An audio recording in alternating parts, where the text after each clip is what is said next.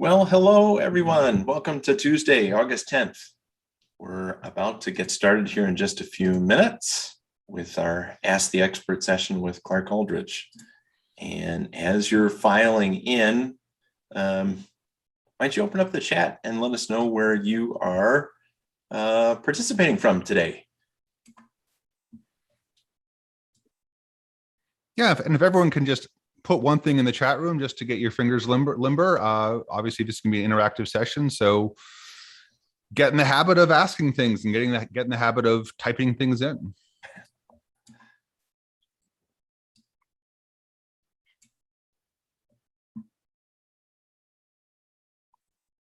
That's terrific.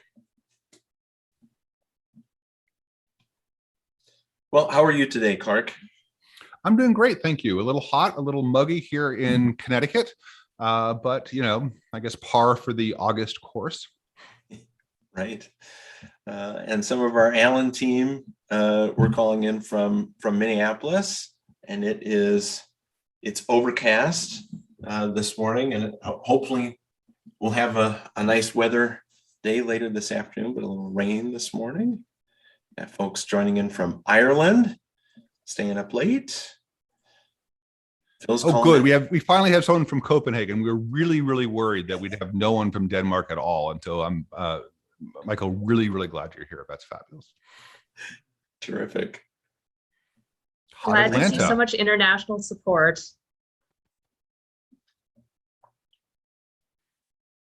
And yes, please change your chat setting to everyone.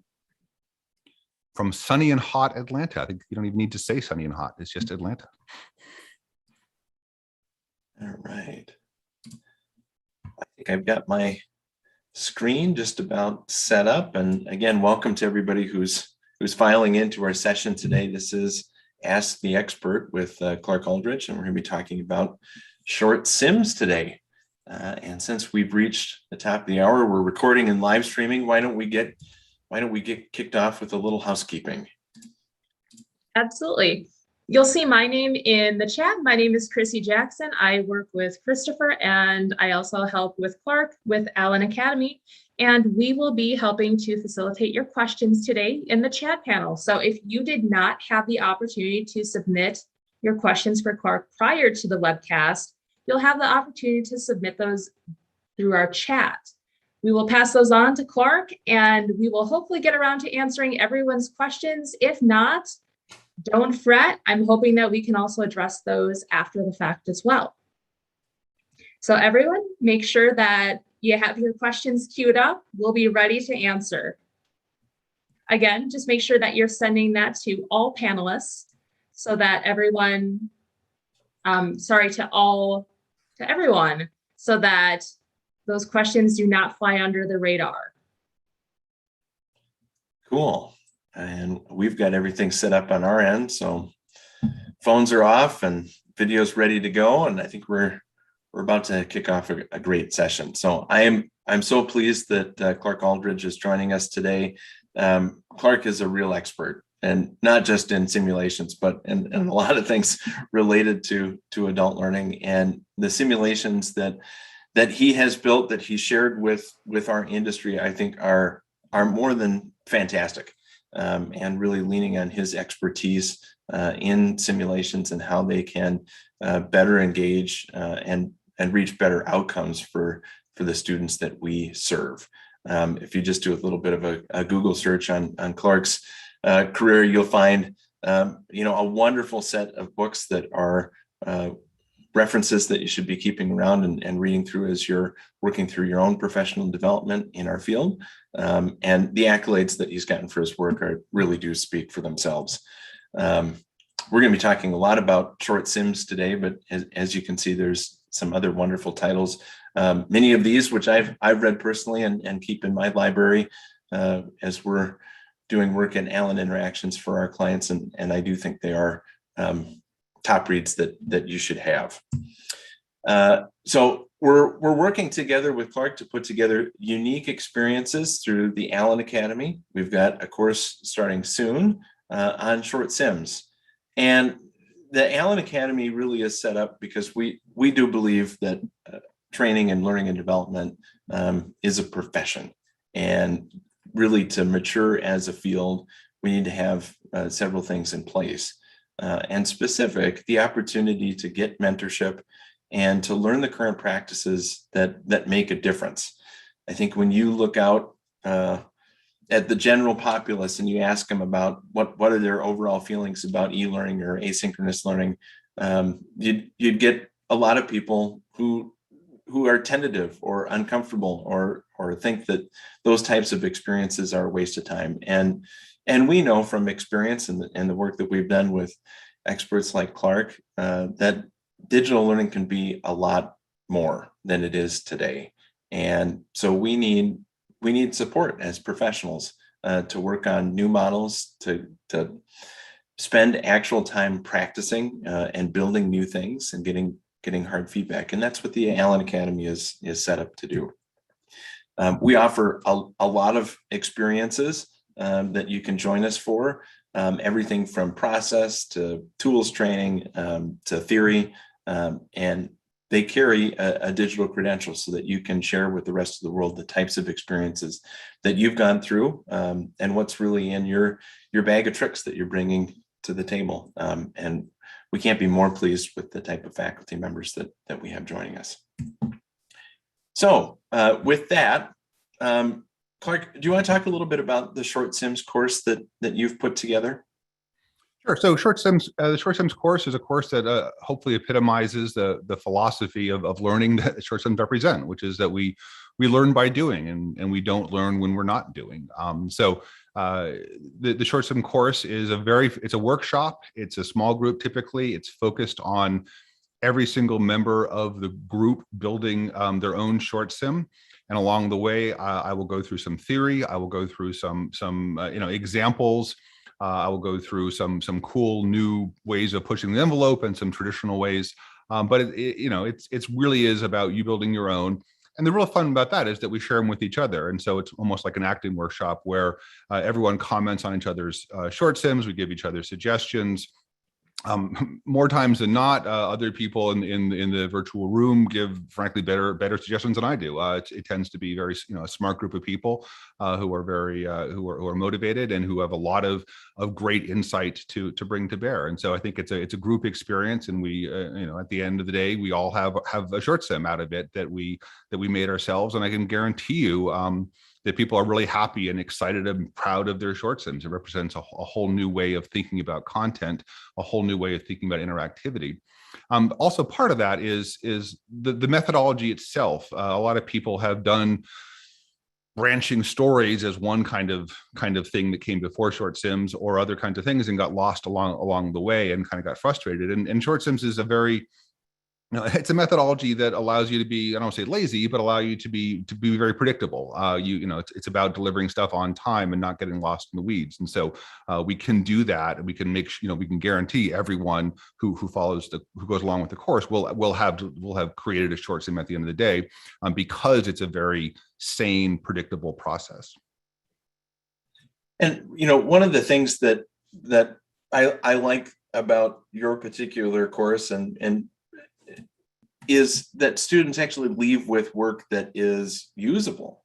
And, if I think years past pre-COVID, if you went to some sort of workshop, if you did it as a pre-conference session, it was often, just a fire hose of information. And then as a student leaving, you got a certificate that you were exposed to this material, but you had never had the chance to try it. And the collaborative nature of showing your work, getting feedback from other students, and leaving with something that is usable for you to try, I think is unique and is a tremendous benefit to going through a course. This isn't just learning for your own awareness, but getting real practice with something that you might want to be part of the regular staple of your curriculum.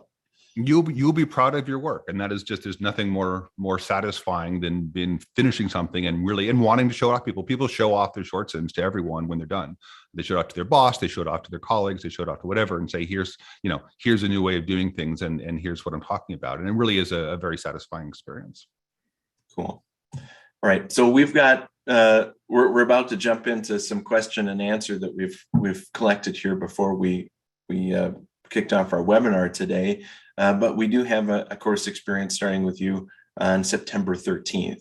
And if you notice, it's spaced out over a little bit of time, but a little over hour and 15 minutes worth of course time over 5 different sessions for folks to get experience with short sims, start building and practicing.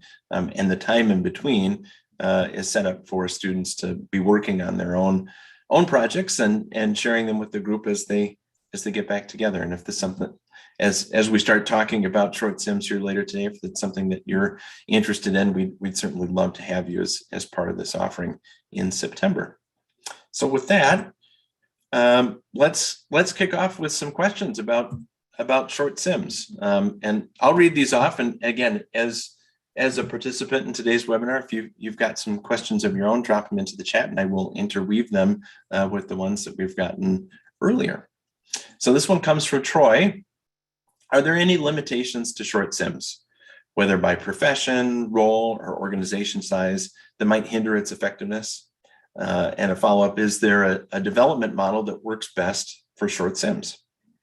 So I'll start with the second question first. Yes, there is a development model. There's a very, very rigorous development model, and the rigor is absolutely critical because, again, people can get lost in the weeds so quickly. And I've seen lots of failed simulation projects because they're too big, they're too convoluted, they have some wrong philosophies at work. There's a lot of really bad philosophies around simulation design, and we can go into any or all of them here or not. But there's a lot of really, really bad ideas that a lot of naive people, including myself, started off practicing. So, one example is having multiple parallel narratives.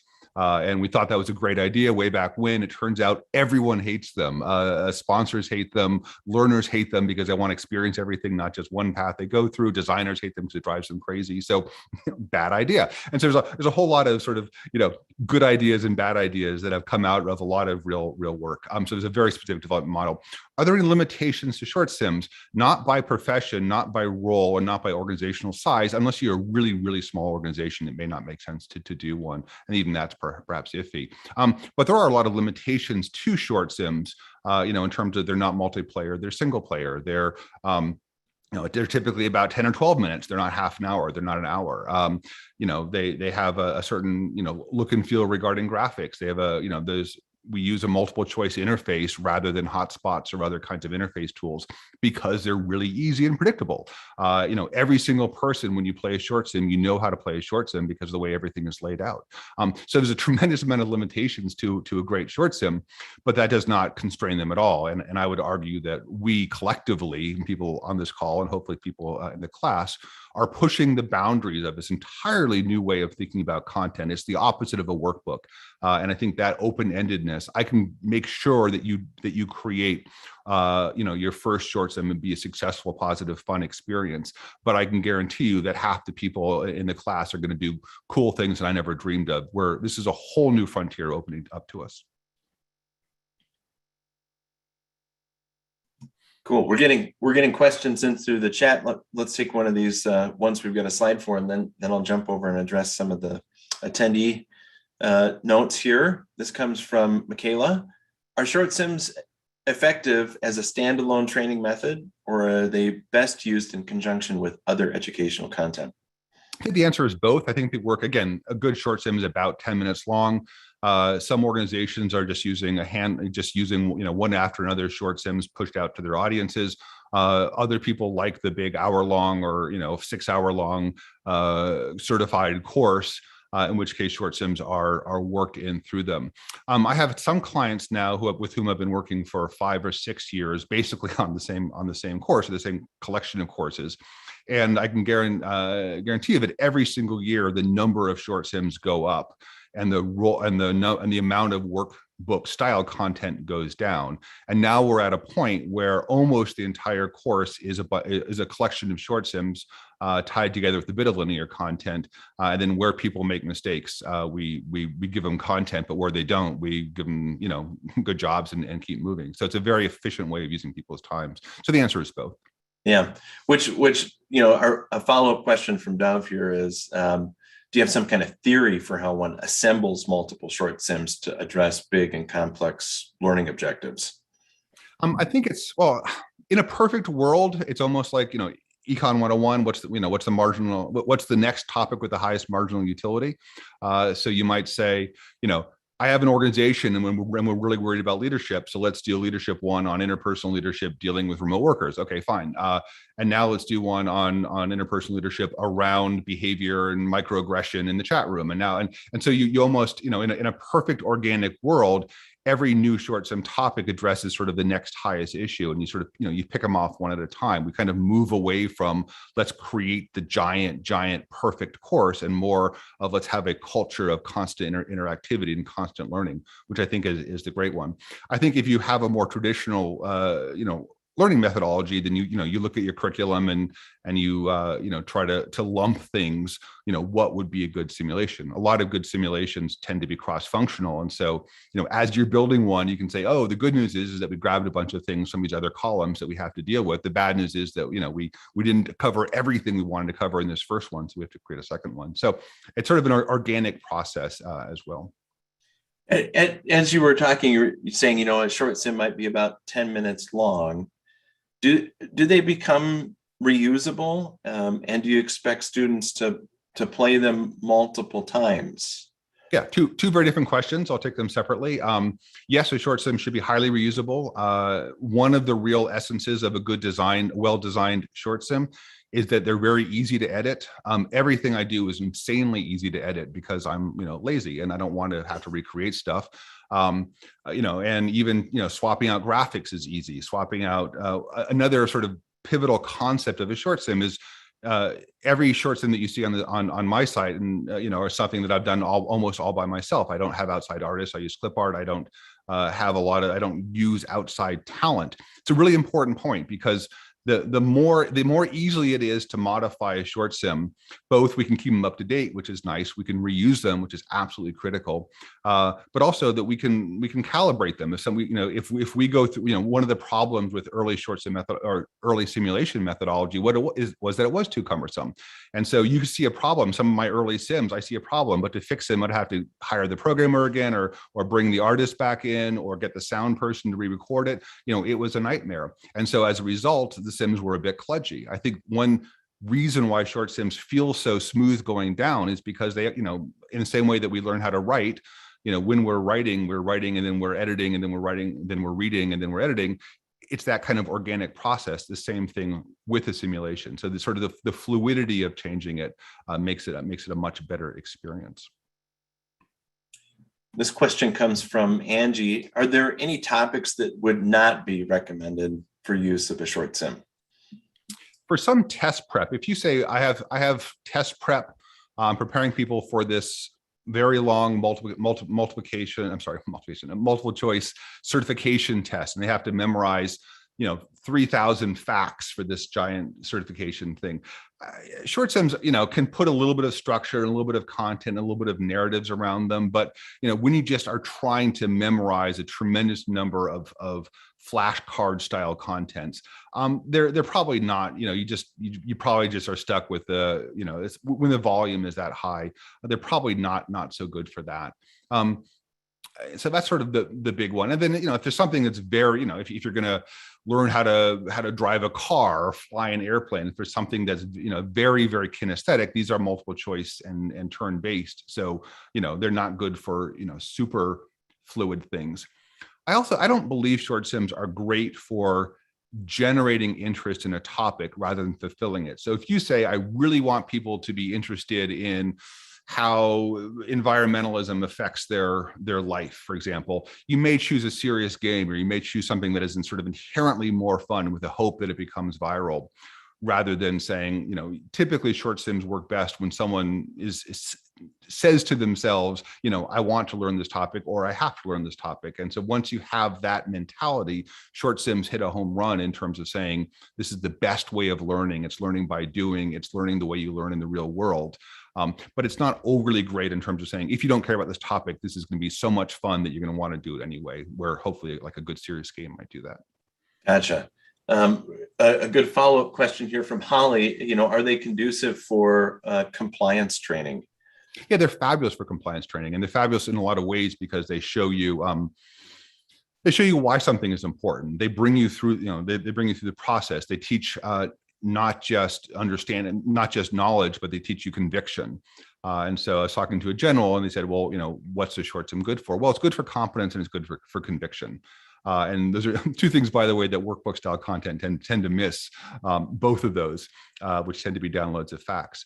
So they're really good for bringing you along in a story, understanding why something is important, building conviction. Not only do I know how to do something, but I believe it is important to do, which is often something missing from compliance classes, and in fact necessary for compliance classes. And then again, a la certification classes, here's how to do it. It's all about doing, and it's also all about doing where we allow you to make mistakes. Where you get it right, you get congratulated and then you move on quickly. Where you get it wrong, we sort of poke a little bit about why you got it wrong. And so the whole learning by doing model is an extraordinarily effective one because it's modeled on my degrees in cognitive science from Brown University, and it's based on how we actually learn. Not, by the way, not if there's bullets involved, we probably won't learn anything.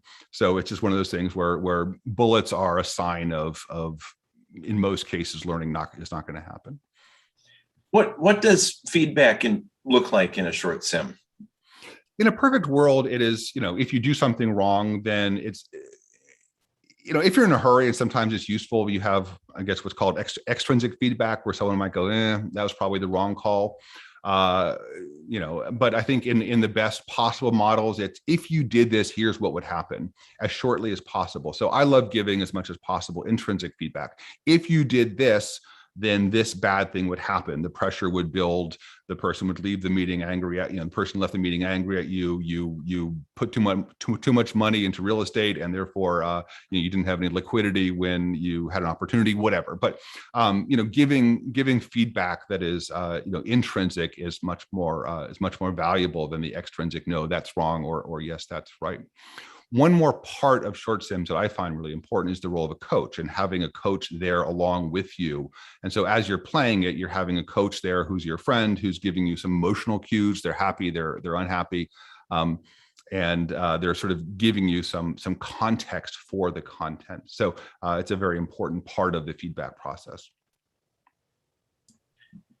This question comes from James. Are short sims different than branching stories that were very popular a few years ago? Yeah, a lot of people get this point, and they sort of think of short sims as branching stories are a kind of short sim. And a lot of the short sims that I make are using tools that were originally developed for branching stories, but they're really different. They're much pithier. They're much shorter. They're much easier to create.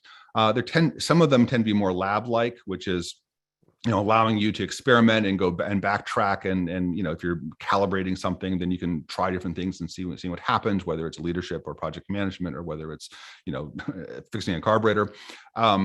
It's branching stories tend to focus on parallel narratives, which is you have 3 or 4 stories and you make decisions to take you down different stories. As I said, people end up really hating those. People end up really hating parallel stories because they want to get the full thing, and it's sort of frustrating and saying, oh, I missed it and I got to replay it in order to get the full story. There was a Netflix branching story that came out about 3 years ago, in the Dark Mirror series, and everyone was like, oh, that was really fun, and I never want to do that again. It's just not a fun thing. I think there was a Batman, one of the Batman animated movies, and again, I didn't see it personally, but I read a lot of reviews about it saying, basically, I really hate branching stories because I want to get the one definitive story. So I think branching stories had a lot of good ideas, but I don't think they're in most cases they're not an overly enduring format, because I think they're ultimately incredibly frustrating to take as a learner, but also really frustrating to make as a designer. And again, I'm very, very focused on how do we create content that can get approved by our sponsors as quickly as possible and get out there as fast as possible. And sponsors hate reviewing branching stories even more than learners, right. Learners hate learning from them. Right. That's a good point. This one comes from Michael. Compare short sims to middle of the road microlearning, which is certainly a popular buzzword.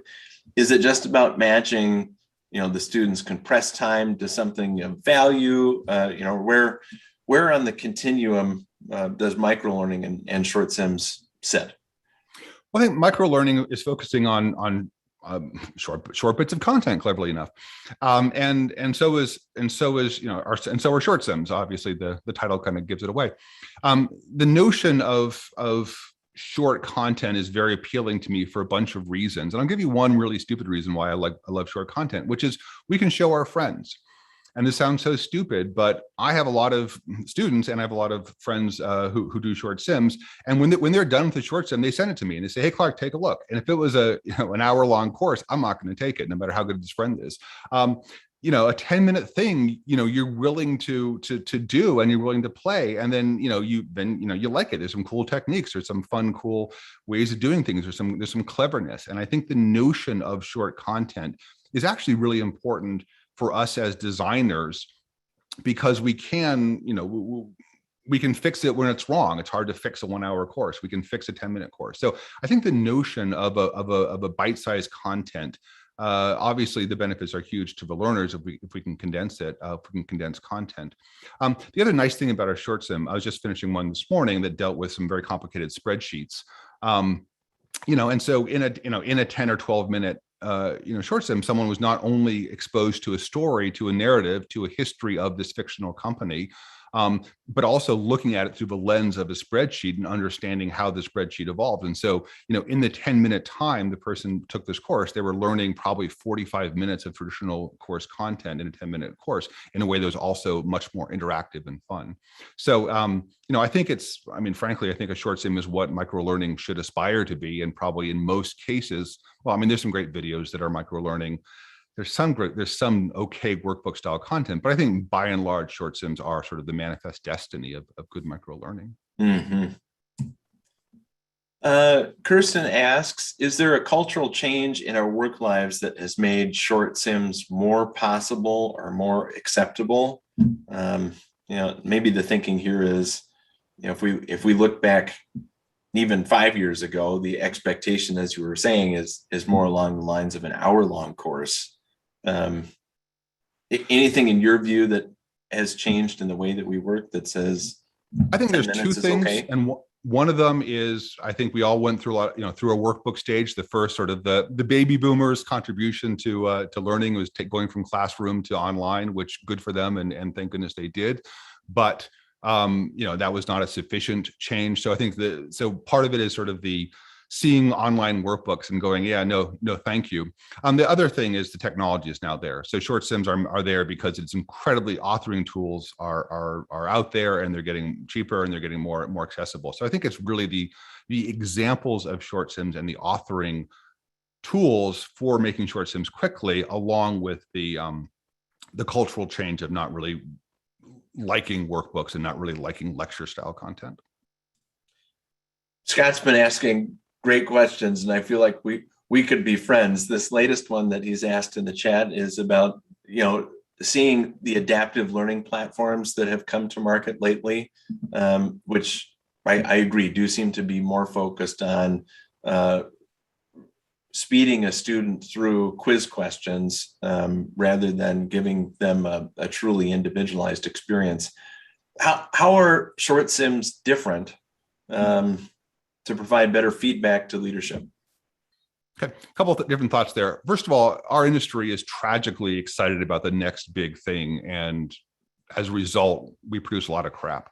And whether it's it's mobile learning, and now it's AR and VR, or now it's this or not, it's just I'm really not excited.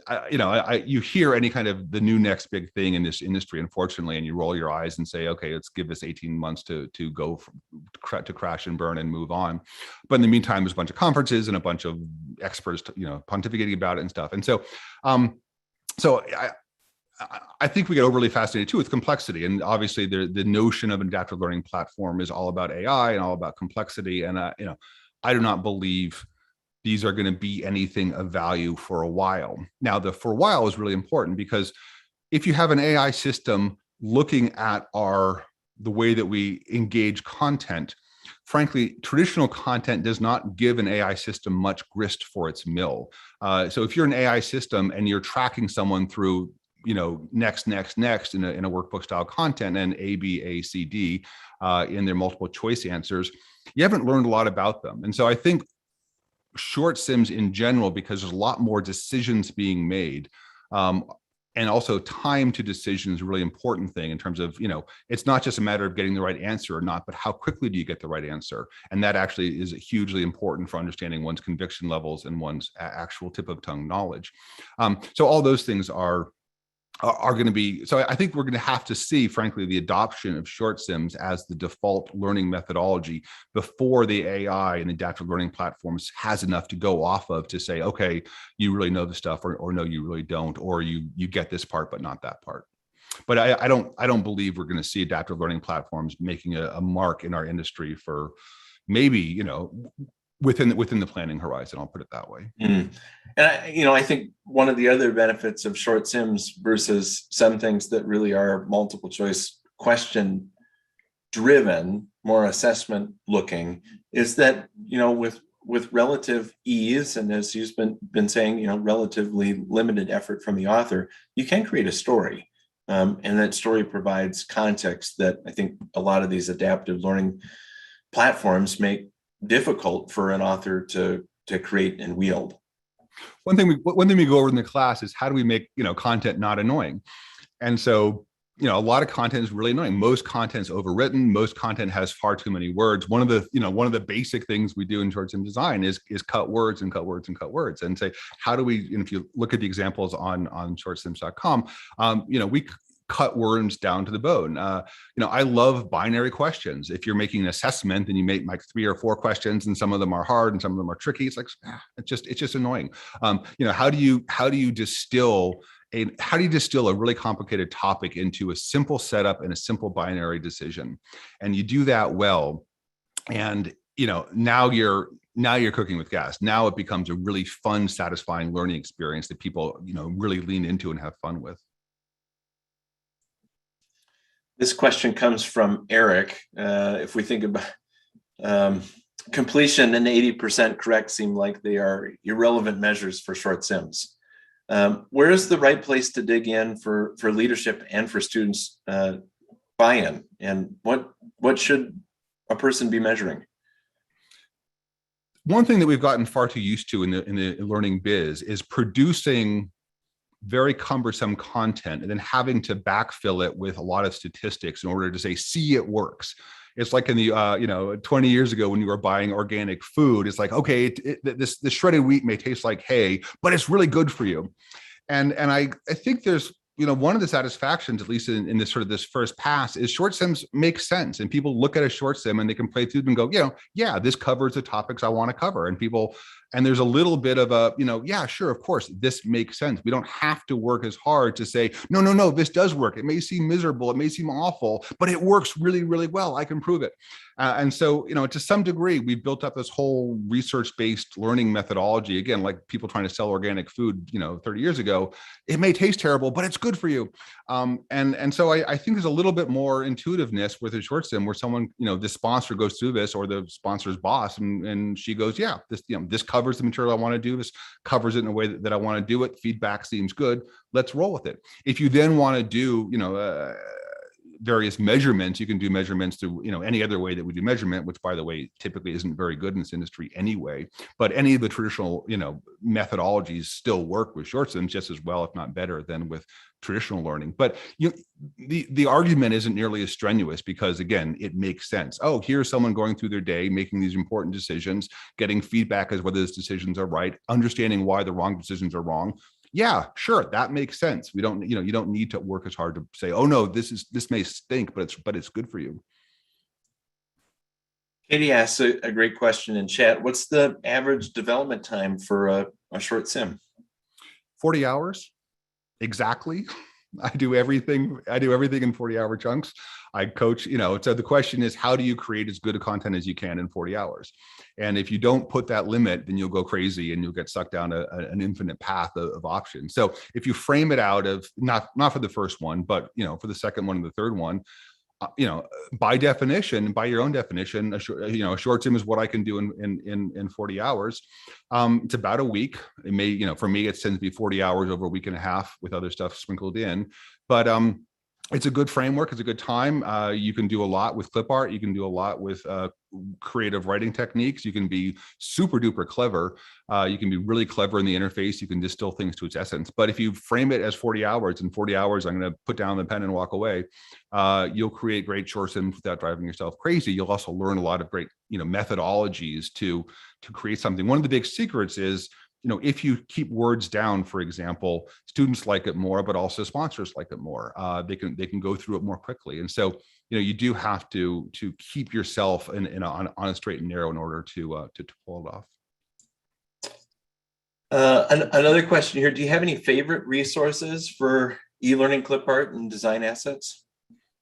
There's a lot of good ones out there. I don't have a good list. I was surprised when I first delivered short sims. I was not overly focused on graphics. I was trying to keep it simple.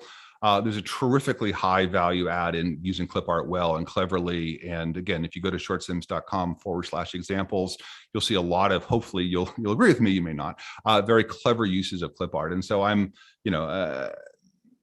any clip art you use well and cleverly, I mean, frankly, clients right now are finding a tremendously high value in isometric graphics.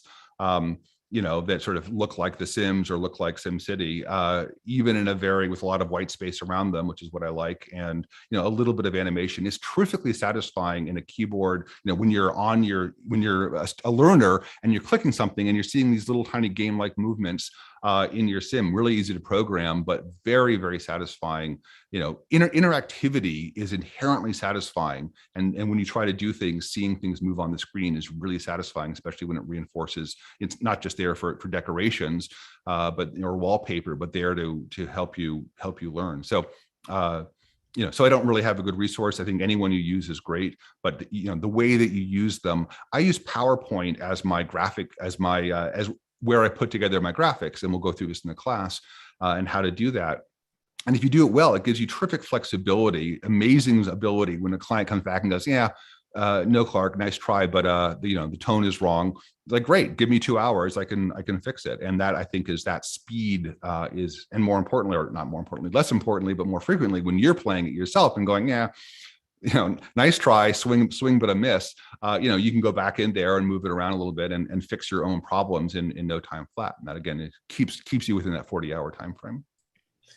And a follow-up question about development time and approach. I think I'm hearing you say that you're doing a lot of this as solo work over about 40 hours. The methodology is designed for one person to create one short sim in 40 hours. And I'm the main guinea pig, but that's sort of that's the basic, the philosophy is that. Cool. Another question, I think we've answered a little bit about stringing short sims together, but maybe talk a little bit about within a short sim, it's not necessarily just one decision that, in a simulation that a person is making, but how many decisions typically get strung together, or interaction points get strung together to make a short sim?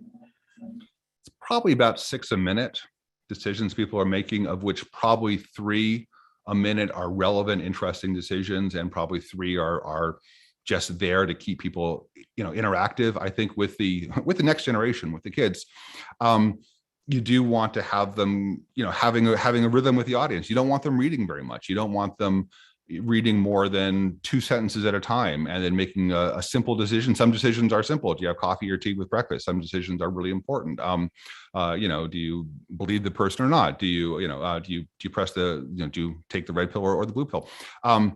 And so it's a constant flow of interactivity. The metronome is very high back and forth, and people are making a lot of really interesting decisions, and a lot of decisions they get right because they know the right answer, and that's great. And so you move on very quickly. Other times they get something wrong, in which case it's worth stepping out and going, let's poke that bear a little bit. But it's a lot of decisions. There's a lot more interactivity than anything else. And the interactivity is relevant. The interactivity, even when they're not really super high stakes questions, in some cases, they still move the narrative along. They still move the story along. They still put you in in the place of the person in the sim. What What tools or authoring systems are you using, or are people in your classes using to create short sims? I mean, Storyline is out there, and that's a very, very okay tool to do it. For my own clients, I use BranchTrack and iSpring a lot. BranchTrack and iSpring are both excellent programs, and they're very fast. You typically, if I have to use Storyline, it tends to be 3 or 4 times longer to create the same short sim as with BranchTrack or with iSpring. So you get bogged down very, very quickly in some of the other tools. People have used Twine. I'm not super comfortable with Twine, but that's certainly a very, an open source option as well. So those are some of the tools that are out there. And maybe a follow-up about something we talked about earlier, as far as, kind of making a template and have it be reusable. Do you recommend that the same short sim be delivered multiple times throughout the year to a student population? I mean, short sims should be used all the time, and they should be reused all the time. And it's very easy to create a copy of one and then make a few small changes for different audience. I mean, at some point you get version control hell, but short of that, if you have, here's the Coast Guard version, and here's the Army version, and here's the Navy version, sure. Or here's the undergraduate version versus the graduate version, or here's the first time certification group versus the coming back a year later certification group. Yeah, absolutely. You can, I was just right now working on a certification class for State Department, and I had the existing group and the new group, and there's a lot of similarities between them, and and you can start from one and create the other in half the time. Maybe more specifically about space practice. Does it do you change the flavor of the simulation just a little bit and deliver it 3 months later? Sure. Yeah, I mean, why not? If you wanted to, and you can, yeah, absolutely. You can have different names, you have different illustrations, you can have slightly different examples. So yes, I'm sorry. That's Christopher's nice way of saying you didn't answer the question at all, Clark. Well, he's so diplomatic. Yes, I'm sorry, I misheard that. Yes, absolutely. You can make small changes and have people re-engage it, and it'll be familiar, but it won't be. But it'll be much easier to create and reinforce the same messages. Cool. The other thing too, again, I mean, I'm not only am I lazy, but I'm also devious, and so part of it is saying, okay, let's have 3 times someone engages the sim over a year, and the first 2 are reinforcing one lesson, and then the second and the third one maybe deconstructs it. So it's the old history adage of France prepared for in World War II, France prepared for World War I, which is a long-term extended battle when obviously the Nazis used blitzkrieg. So they were prepared for the wrong war. So you can both reinforce themes, but also play with them and challenge them and deconstruct them and saying, yes, this is true most of the time, but. So I would be tempted to not only have it be the same lesson twice, but having something that deepens the understanding of it the third time around, maybe 6 months later. Cool. Michael is. By the way, deviousness is a really good skill for short sim design. So you both have to be honest and sincere with your learners. You have to never give them a cheap shot. You have to have a really high trust relationship with your learners and respect them. But man, oh man, if you're a little devious, you really can create some stuff that can absolutely sandbag people for totally fair reasons. So it's really fun. Michael asks an important question here, and I'm very curious about this answer, with a 40-hour development chunk of time. How do you collaborate with subject matter experts and get them on board with the approach, and get them working with you to just give you the stuff that you need, rather than the kitchen sink that SMEs so really want to deliver? I don't really need to get them on board, at least up front. So I don't really worry about that. What I do, very, very simple, really good advice on if I do say so myself, which is go to the subject matter expert and say one question, which is, in this area, where do people make mistakes?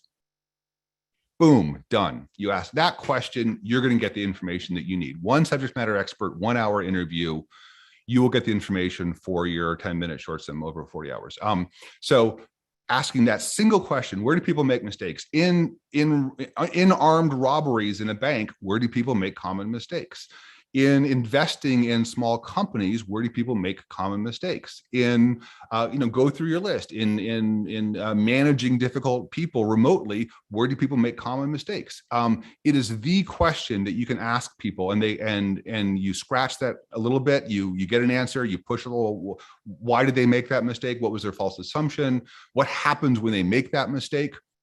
That's the only question you need to ask. So if you ask that question in a bunch of different flavors, in 1 hour, you'll get it. The only other advice is record your conversation and listen to it. I spend, in my 40-hour work process, I spend 1 hour interviewing subject matter expert and probably 3 hours listening to the interview again and again and again, slowly, meticulously getting their language. So a good short sim is not about what I know, which is next to nothing, but about what they know, which is everything. And so, how do you use their language in the short sim? How do you use their language for feedback? How to use their language? So again, spending a lot more time than you think pouring through the interview notes saves you a lot of time and allows you not to get in the way of an expert's knowledge. But it really is that easy. Yeah, for another question here from the audience about working solo to create a short sim. Are there any pitfalls that somebody should be watching out for? Maybe especially if they're used to working with a team on creating something to building a short sim on their own? Nope. No, I mean, I mean, it's really, really fun. I mean, you build it on your own, by and large. In some cases, you might have a collaborator, you might have a sponsor who you might show a rough draft to. Here's the version without art. So I don't want to go through the art process until you have sign off on it, so you can get sign off there. I do have colleagues and partners and friends with whom I share ideas early on. Hey, what if I did this? I also again have great clients who I'll show a rough draft to, and they'll go, yeah, maybe we need more of this, or maybe we need less of that. So you can do that. When you're done with your short sim, then obviously it's really important to share it with people, not only obviously yourself, but friends in some cases, but colleagues, and then finally obviously the sponsors and the subject matter experts, and giving them the ability to change.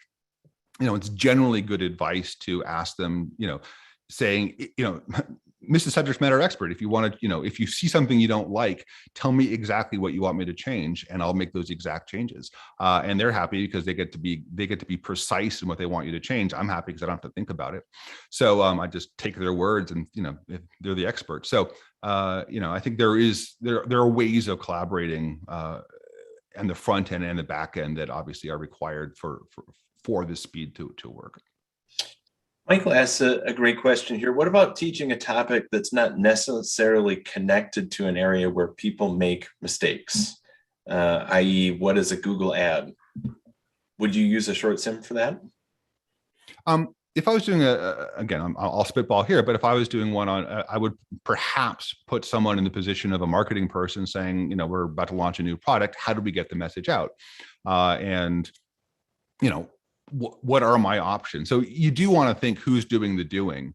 If no one's doing the doing, then you probably think of why are you even teaching this stuff? But why not just, you can maybe show a movie or something. But what is the point of Google? How do people misuse Google Ads? What are if you are creating your search terms, or you're creating your AdWords, what are common mistakes made? How can we put people in a situation where we allow them to make their common mistakes and give them good feedback for those mistakes? If it's a purchasing person, if it's a visual, if you're creating the visual for Google Ads, again, where do people make common mistakes? They typically use kittens when they should be using puppies. I don't know, but it's that saying, where do people then allow them to make mistakes, feedback why those mistakes are mistakes, allow them to experience in a low cost way what happens when you make mistakes, and then allow them to choose again. Some short sims are a bit more lab-like, where you may be, again, playing with a couple of variables and seeing what happens. And so there may be a little lab where you are designing your perfect Google ad, and you're saying how many words, a lot, a little, do I want video? Yes, no. Do I want, blue or green or whatever? And you're tweaking a bunch of variables and say, okay, go and see how you do. Well, you did well in this graphic, in this segment, but you did badly in this segment. Okay, let's re-engineer it and try again. So you can create, a short sim where people can experiment and play with it and see what happens, and then get feedback and make a different lesson. Make a different choice. So that's just spitballing, but I think most stuff like that you actually can find ways in. Yeah, I'll just pull up your website here, shortsims.com. You've got a number of really great short sim experiences that people can go through and play. You've got videos on here to share with others. Yeah, go to examples of short sims, and that's sort of probably the best place to go, just sort of to see what I'm talking about. And I have found most of these short sims have playable versions, but I find most people still want to watch the video the first time out because they don't really quite want to invest themselves in clicking, which is totally fine. So look through them to the point where you get a feel for it, and then hit play and actually play for yourself. You really can't learn them by watching them, although you can get a feel for them. One model I really like, which I don't really quite implement, is in the old coin-operated arcade games like Pac-Man. In the arcades, they used to have loops of the game playing when no one's putting their quarters in and no one was grabbing the joystick, as sort of the entice mode, the thing to hope that people walk by and see it and go, "Ooh, I want to play that game." Or more specifically, how do you play that game? What's the goal of that game? And so, at least in this case, in sharing stuff with my colleagues and friends, then the video becomes almost the equivalent of the entice mode. It kind of gets you comfortable with it before you go, "Yeah, okay, I'm in." That seems fun. Cool. Well, I've placed shortsims.com and the link to examples in the chat. Certainly invite everybody here to go out and take a look. And of course, we'd love to have you interact with Clark through the Allen Academy, and an opportunity to get mentorship and start building your own short sims starting this September. Yeah. Last thing I'll say, if I can, which is no one got into this field to build workbooks. No one woke up and said, "Boy, I really, really want to create online workbooks with bullet points and next." And they really don't. And there is a fun in a satisfaction in creating a short sim and sharing it with people, and seeing learners' reactions to it, seeing sponsors go, "Oh, wow, you can do this." Good. Let's do this instead. You will have satisfaction in your job. And cleverness, and you'll be proud of yourself, and you'll share it with other people, and you have your colleagues and you'll be proud of them. There is just this incredible feeling when you create a short sim of satisfaction of a job well done, that really does move people. People will compliment you on it in a way that you never ever got with online workbooks. So it's an incredibly cool, this is why we got into this whole business, is to do stuff like this, to do stuff that works, that's clean, that's simple, that's focused. We're not distracting ourselves with lots of formatting. We're not distracting ourselves with lots of distractions. It's just this pure essence of experiential learning. And I think there's something just absolutely every student in the class just feels that shift from, "Oh my God, what am I doing?" to, "Oh wow, this is the way that we should be doing this stuff." So that feeling, I think, is absolutely sublime. And so if I hope to see you in the class, and you'll experience it firsthand, not for the last time.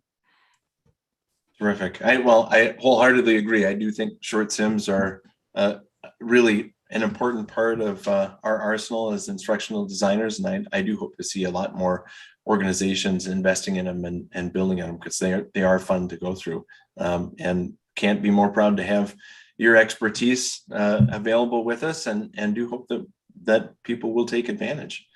So thanks so much for doing the session with us today. We had great questions. We'll get a transcript put together of this session, Scott, and it will be posted. We've streamed it live on YouTube, and we'll send out links after the fact, so you can rewatch or share it with others. Thank you all so much for sharing your time with us today. It's so appreciated. You guys are the ones who are making this industry great, and I'm just an honor to be here with you. Thank you. Terrific. Thanks, everyone. Have a great day.